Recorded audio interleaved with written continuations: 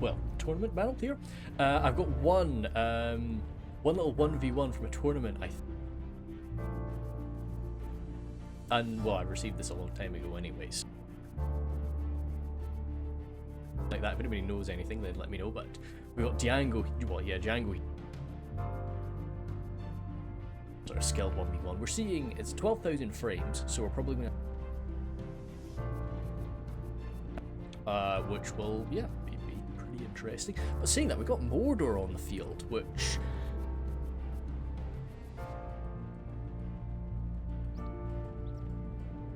as well. So perhaps, perhaps I'm underestimating Mordor's kind of ability to extend the fight.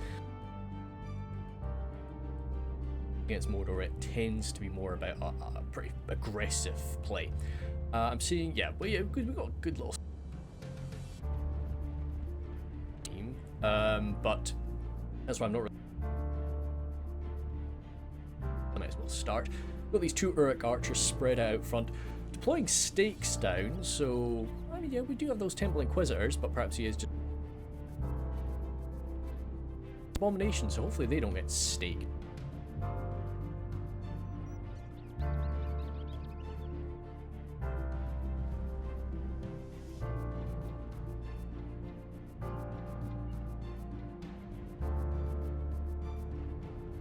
But anyway, behind them, these beasts of Gororoth, they don't care about stakes, of course. They will.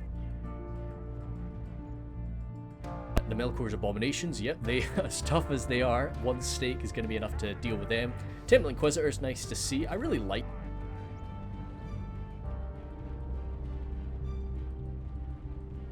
fodder just to sort of take some hits. If the Uruk captains behind it, or sorry, Uruk chieftains, not captains anymore. Solid bodyguard here. Just because that's the end of the deployment phase. We got the troll catapult. Again, yeah, some. Those Isengard forces, good. I love. Temple Guard here. Is this where we got the general? That's where I tend to put him. No, it's not. You got. Oh, I don't think so. No, they've still got the. Yeah, we'll have a look for him later. I think he might be in with the with some of the.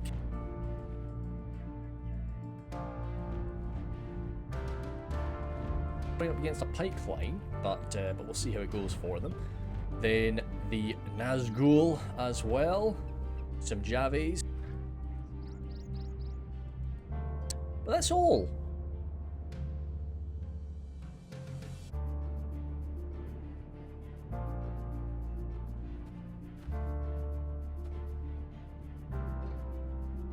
Mix them.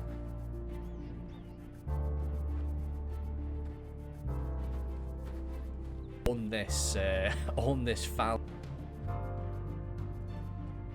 and even berserkers are. Left has Naz High, the center has the guards of Orthanc, and the right has the berserkers. So there's elite bodyguards amongst every sort of part of that phalanx. Which is making it very juicy for that catapult. I think it's going to be really down to how many great hits that catapult can get. We'll see. Terms.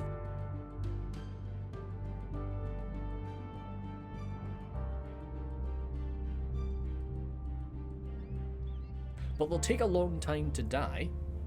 An awfully long time to die. And another Warg Skirmisher over there with the Champions of the White Hand. I'm expecting we're going to see some, say, Snag of Skirms pop up, but that is a very expensive front line, so maybe not. Let me just do a quick sniff. Sorry about this, boy. There we go. Sometimes the noise gate doesn't pick that up. Gate, good. Some Snag of Skirms did pop up. Two very. Let's go to 0.4 for now, just as these opening moves are going on. And. No, the Uruk archers are not being pulled back from Django. I mean, this is interesting because Django up against the Uruk Hai today. Sprint has not taken any of his own Uruk Hai archers or crossbowmen today, so that really does give Django a lot of flexibility with how he really wants this to go down. Well, saying that, it means he is on the defensive, but Sprints was very aware that was going to happen, and we are seeing that he has been rushing forward here. Burning right, yeah, that's very devastating there. A lot of casualties, 3 units there, and all these guys, especially of course the Guards of Orthanc, are all very important units, all quite expensive units, but hey, somebody's going to take the hits. That was just guaranteed. Over on this side, Orc fodder here, look like they're going to be pushing on forward. We're going to close the minimap in, because sometimes it can be very, especially in Orc v Orc fights, it can be very difficult to really tell what's happening. Orc fodder here, look like they're pushing on forward, trying to maybe interact with the Warg skirms. Warg skirms are a great way to counter any sort of cavalry skirmishers that really from getting anything valuable targeted. And the Snaga skirms coming in behind them that will definitely kill them quick. Next, catapult volley, little bit unlucky. Patrol catapult's only got 2 pieces of artillery, so they're not really going to be pumping out that much damage very, very quickly. So with a total miss there, that's a stinger for Django. He really needs every single one of those ones to get a hit, because once the combat actually begins, it's going to be much more difficult for them to actually pull off those strikes. Before we go, we'll speed up just a little bit anyway, but I'm wanting to see where the Mordor Cav is. Yeah, you're seeing that. No? No, it's not. What am I missing? What am I missing? Oh yeah, no, it is. It's moving through these lines, but yeah, getting very close to those stakes. Horde Riders coming here for the other flank. I mean, perhaps getting a rear charge against the catapult crew, or, well, whatever they really want to do. The Temple Guard, it'd be a right shame to target the wargs with the Temple Guard, but at the same time, it's like, what else are you shooting at? I mean, because you'd love to shoot them from as high or something like that, but huddled up in that formation, you're not really going to get the best of targets. Now, this little phalanx, this little Uruk infantry mixed in with Uruk halberd phalanx is going to do okay up against a lot of forces, but as I say, the pikes are going to be so messy for that. It's a stinger. That is a stinger. Right shame there for that bit of friendly fire burning right. Act is made as well. That's going to have a pretty shaky morale start for the Uruk of not the Great Uruk Hai, but the Uruks of Mordor. A charge here from the Warg Riders right into the Orc fodder. Pretty bold there. But yeah, I mean, Warg Riders, they might have an amazing charge value on them, but hey, they're still a heavy warg at the end of the day. Orc fodder do have a spear, they do have an anti-cavalry bonus, but they've got such low attack values that yeah, I mean, you can kind of survive for a little while anyway. But Sprint's going to want to get those guys out of there as quick as he can now. More fodder here being just sent in to try and engage the Berserkers, really hold back this formation, just provide a little bit of help. And yeah, you can see across the whole of the front line exactly what we kind of expected to see. The Uruk Hai are being victorious. It's really going to have to be down to the flanks where Django is winning, and he's going to have to win very well. We're saying that right now, it kind of looks like he is, with these Inquisitors they've gotten around the back, and the Melkor's, not the Melkor's chosen, the champion, oh no, the champion's the White-Hander, of course, on Isengard's side, chasing them down. They're going to pull off this charge, but I think those champions of the White-Hander are going to stop them from getting another one. They've sort of stopped that charge there. They're getting, they've got to be very careful because they're about to be backstabbed. But you can see here, this is devastating there. Again, this is another melee cavalry charge, but having such a high attack value that the Temple Inquisitors have, they really do some great damage. You can see all of these casualties, and once again, this is such an expensive loss. Any of these guys going down is such a pain for Sprints. And he's actually been able to, thanks for the assistance from Beasts, perhaps a little bit of micro loss, paying attention to something on the other side from Sprints. Those guys were caught, so he's going to be able to get those Inquisitors out of there unmolested today. We really could have used those Warg Riders over here to assist. Oh, that's a good burn, but once again, that's a good bit of friendly fire from that burn. Saying that though, it's looks like it was probably more devastating for the Isengard forces, and either way, it's a good hit. Well, I mean, either way, if you're playing as Mordor, you're going to not worry too much about friendly fire, depending on how you built your army, of course. You can build some very elite Mordor armies. Over here, the Uruk chieftains, going to try their best up against the Berserkers, but this is going to be beyond them, especially backed up much just by the little Orc fodder. But Again, Django's not really worrying about winning over here. It's yeah, just to keep the enemy back. Cross on the front line. Again, a lot of friendly fire. But I think he's more than happy to lose. I'm kind of surprised at the morale of the Uruk infantry's held. Does he have some troll drummers? He does have some troll drummers battering away just behind the lines, so that's really allowing him to do this. But still, it's quite surprising that faced up against this sort of adversary that they've stuck around as long as they have, especially with all that friendly fire going down. It's very interesting from Django that there's been this amount of friendly fire. These champions of the White Hand just kind of relaxing alongside the beasts. This is they're fine with this, it seems, but the beasts are, if they get a charge off. But to be honest, if the champions just sat there, they'd be able to bring down the beasts quite quickly. But once again, yeah, we're going through this at 0.4 speed. It's happening much faster for the actual players involved, so we're going to be expecting a few little losses of micro here and there. And see, I'm sure he would much rather be throwing these javelins at the beasts, but right now he's just got them sat on fire at will and they're just targeting the closest unit. Orc fodder here from Django. Again, yeah, Mordor very much victorious on the flank. That's kind of what we expected from it. We're seeing a bunch of these burned up, I'm expecting... No, they look like Melkor's abominations. They don't look like champions of the White Hand. They're Melkor's abominations, aren't they? Oh, yeah, that's a stinger. Oh, what the hell? Those trolls are going to get absolutely blurried after this. Definitely some executions going on. But, okay, wow. Saying that though, the first major break here we're seeing is actually from the Uruk Hai lines. Champions of the White Hand getting around behind these Uruk Hai, but they are holding, it seems. Melkor's abominations coming in to chop through the routing Uruk Hai. Guards of War think they're going to be sticking around for a good bit longer, I suspect. I know that's a very good break for the Mordor forces. Your charge against these lines, pikemen having to turn around to face them. It's going to allow a few little stabs, but the Berserkers are really the ones that are doing the damage over here anyway. But Temple Guard, they've got that AP arrow, so you want to be targeting something very high value, but which Warg Riders? I mean, sprints, especially in the late game when he doesn't have the numbers to pin him down. But I'd be very tempted to just open up into the Berserkers if I'd be able to sort of get some shots into them, which right now kind of looks, oh, well done, Captain. Or Chieftain, not Captain. Probably going to keep saying that for a long time. Melkor's Abomination, let's go to 0.6 speed now. We're going to miss a few things, but it's, I know it looks a lot battle sometimes.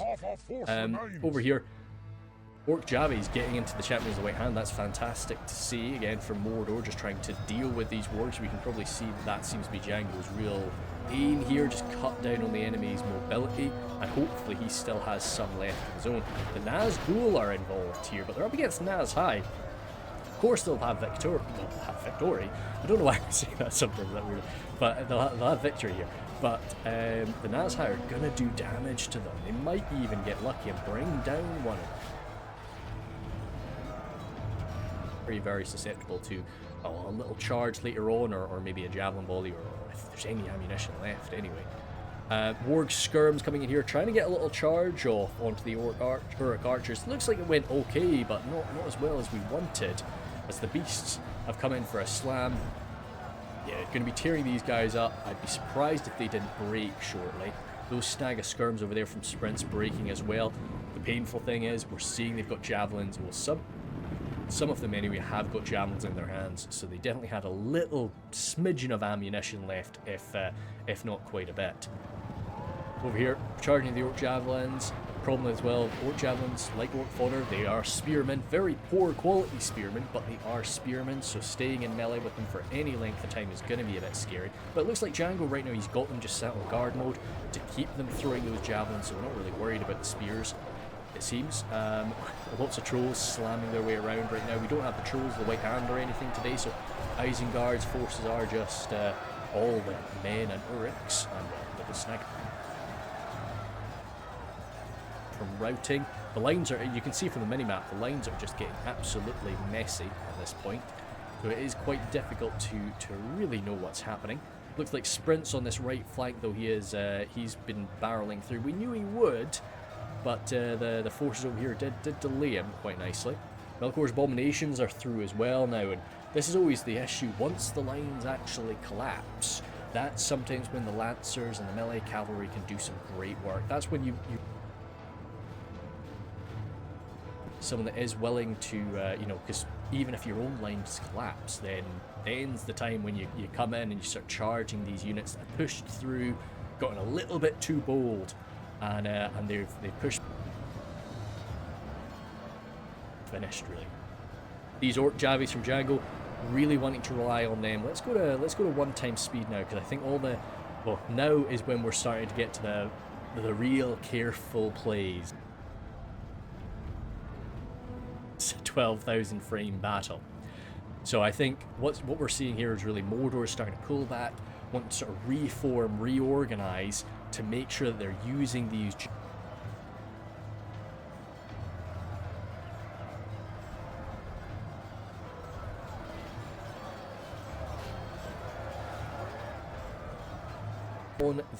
on the melee front line, as we kind of knew he would. But the problem is for him, has he lost too many of his wargs now to contend with the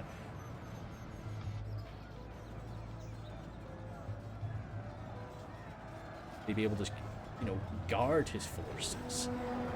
Over here, the champions of the White Hand going toe to toe with the Melkor's abominations. This is a great fight to see, and it, you know, it could have been pretty damn even.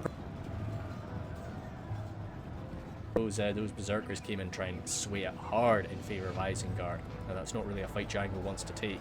He might have been pretty content to let that play out for a while if they hadn't gotten involved. Quick little rear charge, or yeah, he might have just seen this rear charge, you know, rear charge possibility. You're seeing the balance of power right now is still pretty dead even. Maybe Mordor a little bit down, especially as these beasts of Morgoroth go down. That's going to really hurt the balance of power because they're big multi-hit point units. I'm surprised these guys, they must have returned from routing. But getting charged now. Oh, getting 3 triple charged there. Yeah, they're going to be out of here. Yeah, finito. I'm sure. Orc fodder here pulling out their little spears. The Nazgul down to 9 from 11. And up against the Guards of Orthanc. Guards of Orthanc might lack the real damage ability to get through them, but they'll hold them in place for a good long time as the champions of the White Hand get a few charges. And that's another Nazgul drop. That's him down to 8 now. And this guy's still standing out, so he might get another charge in. You know what I mean? So either way, the Guards of Orthanc are going to take a long time to go.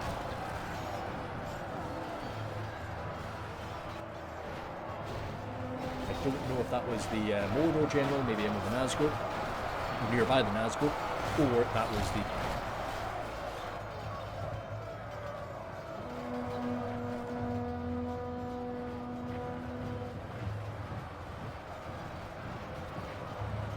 defense, perhaps. Watch out for him. But you can see over here the Berserker's still active in this late part of the game. Taking that javelin fire, though, was a pain for them, but that's another general drop. I think that's the Mordor general, because he was out amongst, yes, all of the boys. Abominations. Yes, so, 2 champions, still 13 abominations, so pulling out of that little duel earlier has served them well. What is going on here, then? Let's just have a little back out. Now this, I like this from sprints. This is sort of what you, it's always a desire, like keep pushing, keep chasing the enemy, but he's got pikes, he's got the tools to defend himself. You know, pause, sort yourself out. The balance of power is in his favour right now, so this is his fight to lose if he plays this improperly. Now he doesn't have, as far as I'm aware, he doesn't really have any cavalry. He's got the champion. He's got 1 champion, which is going to pick away at the archers. But there's temple guard there. An inquisitor is still kicking about. I love that 1 single inquisitor, and there's still a beast. Okay, this is bold. Django, that would have been an interesting maneuver if they had got him. I'm just going to take a gulp of tea. My throat is a bit dry here.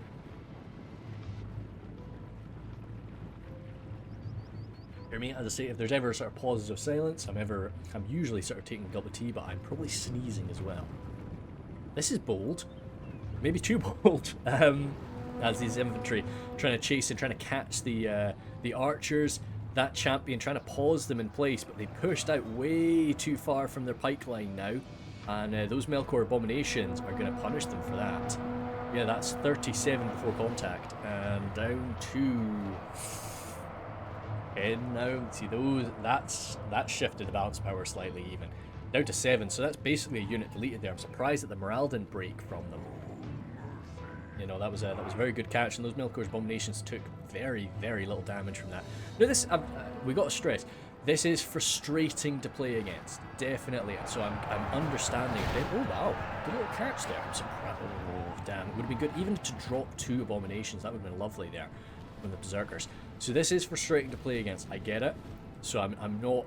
I'm definitely going to be able to excuse a lot of like sprints mistakes here. You know, it's not fun to play this role, but he's just got to keep reminding himself, this is still my fight. I'm in control here. The balance of power is in my favor. Now, there's ammunition over there. That's something that, of course, Medieval 2 doesn't take into account. A lot of the later Total Wars do take ammunition into account with the balance of power. Now, what do you do here, though?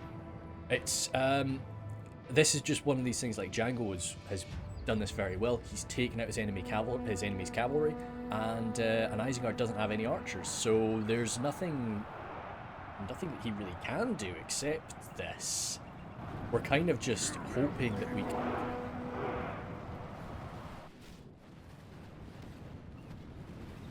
He makes a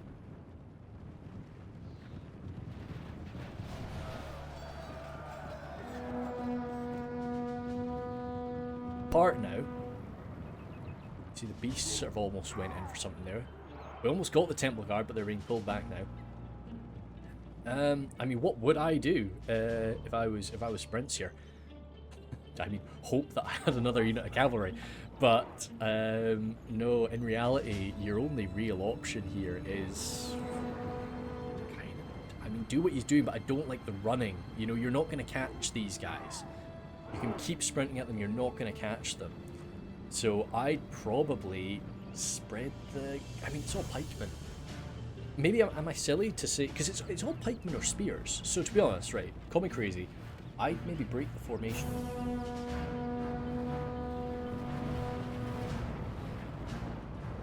Melkor's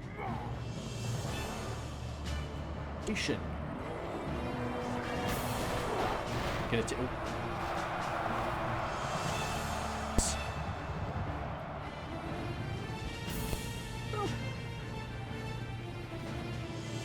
But to be honest, like, would just fight or organize myself near one of these stakes, and you know, you're gonna just take all the blooming arrows on the planet, which is gonna be such a shame. But I think that's maybe what I'd have to do. And just take my lumps, and then but at the end of the day, you know, he doesn't know how much ammunition the Mordor horses have. Feel free to skip ahead, by the way. I'll go through this battle, you know, of course, the full length, because I'm quite interested to see the moves people make. But if this is not your cup of tea, feel free absolutely just to skip ahead to the end. I say enjoy my content however you want to. I'm glad that you're watching. Anyway, so. We go. It's a small unit of pikes. See, that's a unit you could deal with the abomination. Or abominations. Look at the charge in the back here. 3 of them getting skewered. How bold Django's being. It might be going to show that perhaps he doesn't have that much ammunition left. Because if he had heaps of ammo, I just think he'd be. Okay, good, that's the last beast to go on. It's just 8 of these abominations. Wow, they actually got them. Oh, okay, I'm eating my words. I made the very wrong call here. We got a break. Now, these guys are going to come back. But now, I'd maybe go wild trying to get those Uruk infantry. Because we're not going to catch the Temple Guard here. They're going to be getting away. But, well, they're going to get away a bit and then stop routing. But, that's not what I expected. I really did not see that coming. Oh. Okay. but we're going to catch them there. Yeah, no, that's a Temple Guard comeback, but okay, we might be able to catch the archers then, and if the archers get a break, they might not return from that. If we inflict a few casualties, they will if they're still about like 80 or 70, but we get a good charge off on them. We're still fresh on most of these units. We're going to be exposing ourselves. You go for the... It's very good he's been able to move, keep the... Oh, saying that. He's been able to keep most of the berserkers like, tucked in amongst the guards of Orthanc. Some good, careful method there. Frogs here, in the pipe. Armored, even without a shield, they're able to tank so much of this low damage arrow fire. And again, if you don't want to skip ahead, you've got control over the speed. You know, whenever most of the Total War battles I watch on YouTube, I'm watching them at 2 times speed. So feel free to do that. It's definitely sort of worth the while, and I think my voice sounds a lot more natural when you're listening it two times as quickly. Yeah, I do talk quite slowly. Right. I mean, you can't have too much more damage. I think that's still quite a beefy unit. Temple Guard. Oh, I mean, we're still pretty... We're firing away, dealing with the orcs, so... Now, we'll get pretty close to the end here, which is making me think... And yeah, you can see the balance of power has shifted. So he just had a lot more ammunition left than I thought. Yeah, you can see a little sprints, spread himself out. Bit risky, but I think he's just getting a little bit...